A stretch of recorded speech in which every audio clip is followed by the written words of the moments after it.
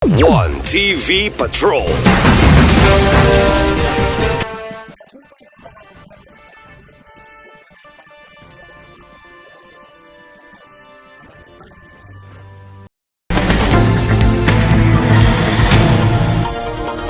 Misugod na pag-aksyon si retired Police Colonel Joey Ampong nga nagtumong sa inanayng pagsulban sa mga problema sa trapiko sa dakbayan sa Osamis nga nakasubay sa mga lokal nga balaod.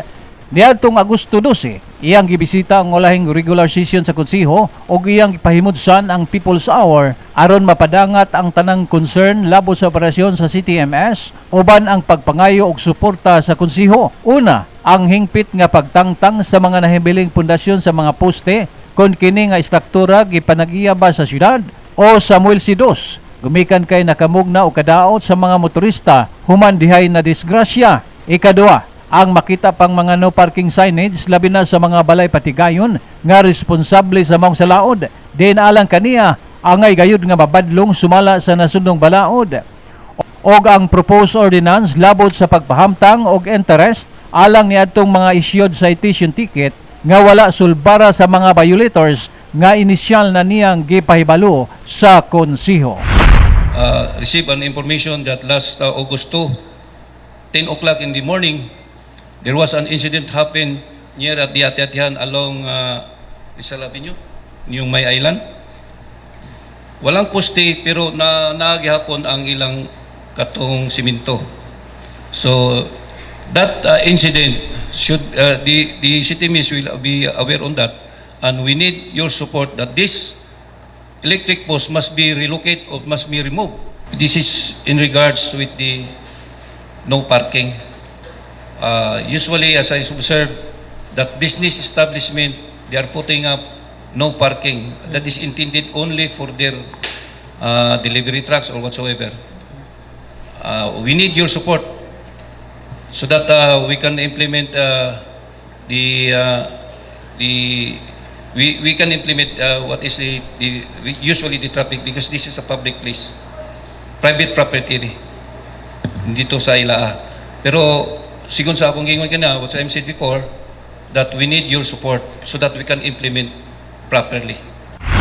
Gipasalamatan ni Majority Floor Leader Attorney Mars Tapayan ang aksyon sa bagong head sa CTMS, Joey Ampong, nga nagtumong sa pagpahapsay sa dagan sa trapiko sa syudad. Nahinumduman ni Attorney Mars Tapayan nga ang gituki ni CTMS Head Joey Ampong ana kini sa mga probisyon sa City Traffic Light Code Ordinance nga pinding pakaron sa konseho. Iyang gisugyutan ang CTMS nga bisitahon ang buhatan ni City Legal Counsel Attorney Francis Solita aron mahilakip sa gimugnang proposed ordinance ang gusto nining mahitabo labot sa unsettled o unpaid nga mga issued citation ticket. We already conducted a public hearing on that matter relative to our ordinance introduced on the traffic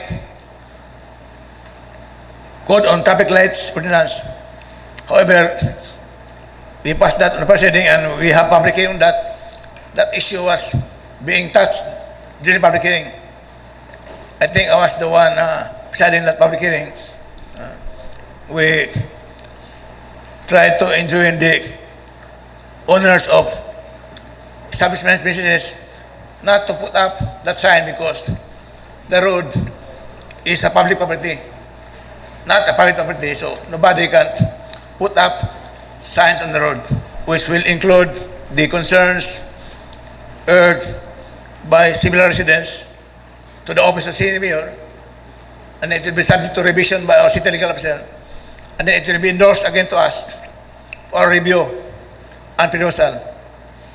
And we'll have to conduct another public hearing, and we'll invite you, sir, at that time, including your important men, city miss, so that you also provide inputs to us, to guide us in our final crafting of said ordinance. Alang sa 1TV Patrol, Johnny Tumi reporting. One TV Patrol.